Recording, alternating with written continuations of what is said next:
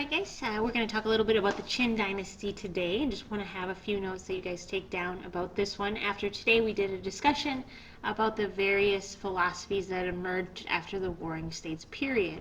So we talked about Confucianism, Taoism, and legalism. And we know ultimately the one that won out was legalism. And so today we're going to look at the Qin Dynasty, which was the first dynasty to basically reunify China. So as we go in here, again, this is the Warring States, and if we think about this time, as we've talked about how there are different states, you can see them on this map, and they were warring for control. Different nomadic groups. We see to the north the Xiongnu. They're going to come back into the picture in a little bit. But then we see like the states of the Qin and the Han and the Chu. You're going to see all these different states that are actually quite big, but they weren't unified. And so they are warring for control. They couldn't really maintain large unified control, but here is kind of where we started with our story. And so if we're looking at the background of how he unified under Qin Shiwang, he's going to kind of rise up his ranks. He's going to be the king of the Qin state, which was the last picture we looked at. And he is going to begin a bloody conquest between the years 230 to 221 BCE, before Common Era, of taking over these other states and basically unifying China by force. And he really held legalistic beliefs, and so we know what that means, and that they're going to have very clear, strict punishments for different crimes and the ways that you have to adhere to what he has to say. And so Qin Shi Huangdi is really going to be the guy that unifies China by his legalistic ways. And we are probably pretty familiar that this is not going to he's not going to have a lot of fans, but he is able, with a strong military, to be able to come to control.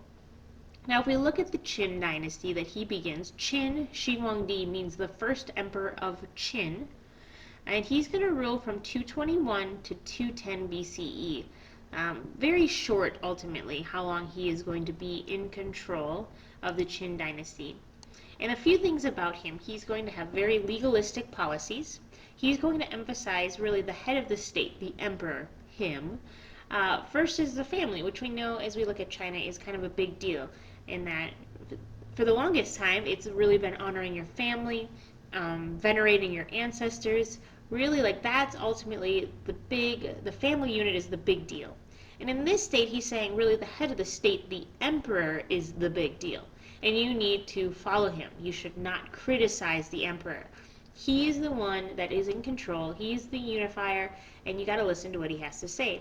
And so if you were to criticize the emperor, you are going to get in trouble, and you're going to kind of feel the hammer, if you will, of kind of the punishment for doing that.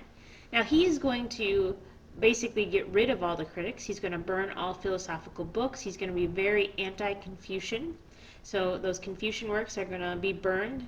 And in some cases, for critics and scholars, he's going to work on just burning them alive to get rid of any naysayers, anyone that did not like his rule. And so that's the scenario that we have in this situation. Now, he is then going to, on the kind of good side, he's going to be able to unify China by unifying the culture.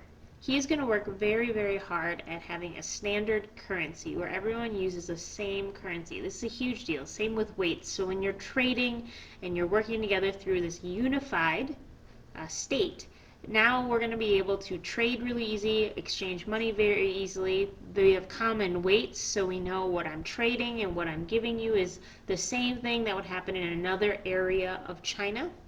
He's also going to work on unifying the Chinese script. So there's going to be common writing.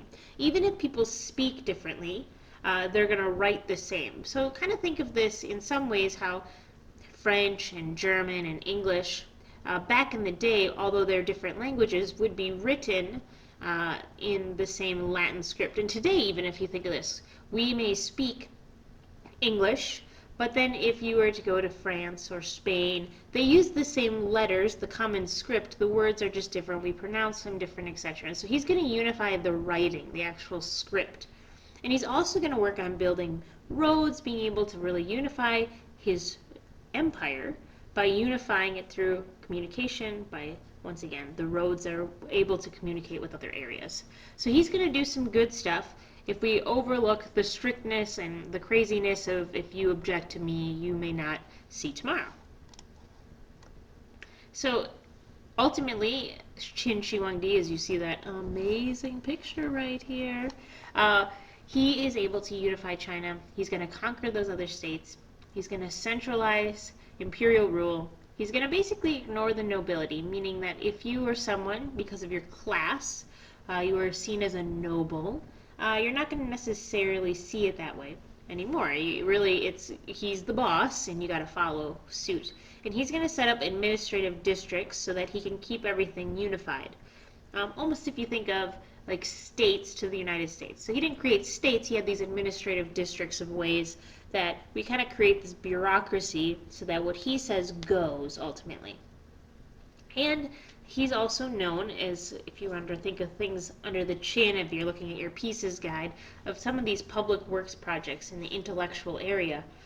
He's going to start building a wall, which is going to morph eventually into the Great Wall of China.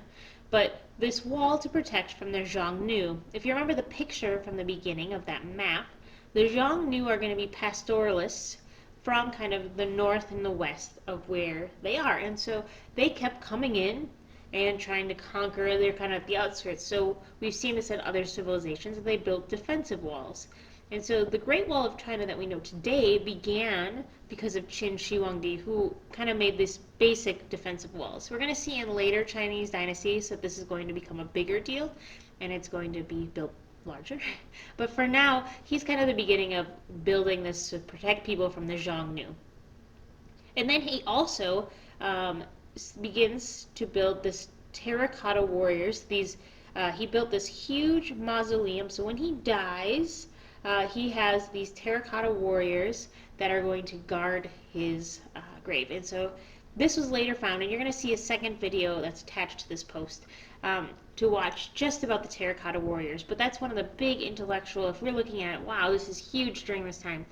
When they figured this out, it was a really big deal. So you can kind of credit that to Qin Shi Huangdi, who has this crazy grave, if you will. And you can watch the other video for more information on that. Ultimately, on the bad side, like we said, he executed his critics. He was paranoid. He had royal food testers just because he thought people were trying to kill him, that other people would try it first, and if they did okay, then he would eat it. Oftentimes, he just stayed inside.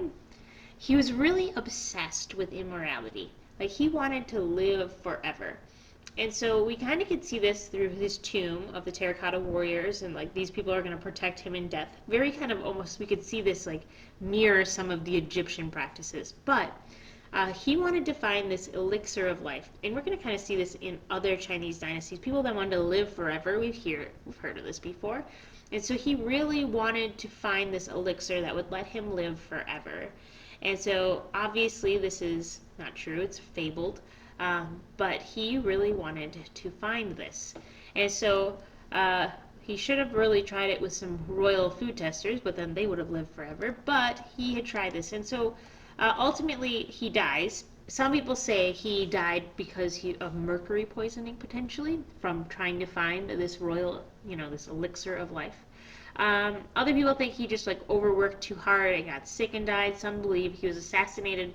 But it was kind of hush-hush. Actually, even after his death, they didn't tell people for a really long time. And they would bring him around in a carriage and have him sitting up and would change his clothes all the time. And as they traveled back to their court, didn't want anyone to know for about 2 months that actually he was dead. And then it got a little crazy. After his death in 210 BCE, his son took over control. Now, normally it's going to be the eldest son that takes over. And so it's a little fuzzy here, but the court eunuchs, and so we had to pause for a second. A eunuch, we're going to see this a lot in Chinese history. Eunuchs are going to be people, in the very short way, you can Google this, but they're not able to reproduce, if you will.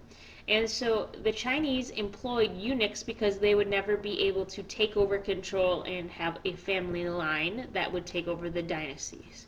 put that together. If you need more explanation, let me know. But these court eunuchs convinced the older to commit suicide. Some say that they actually killed the older son. And they wanted the younger son to take control because ultimately they could maintain their positions in government better and they could kind of use the younger son as a puppet. And so ultimately this actually happens. It's not really successful. The older guy dies, the younger guy rules, the eunuchs maintain their positions for a while, but later they're just going to be conquered by Liu Bang from the Han Dynasty, and we're going to see more about him later. But the Qin Dynasty is going to be very short. You have to remember it's going to be very legalistic, and ultimately it's going to end in this short period of time, and then be followed up by the Han Dynasty, which we'll talk about more tomorrow. Make sure you check out the other video that's going to talk about the terracotta warriors and the mausoleum for Qin Shi Huangdi. But once again, these are the major things that you need to know about the Qin Dynasty.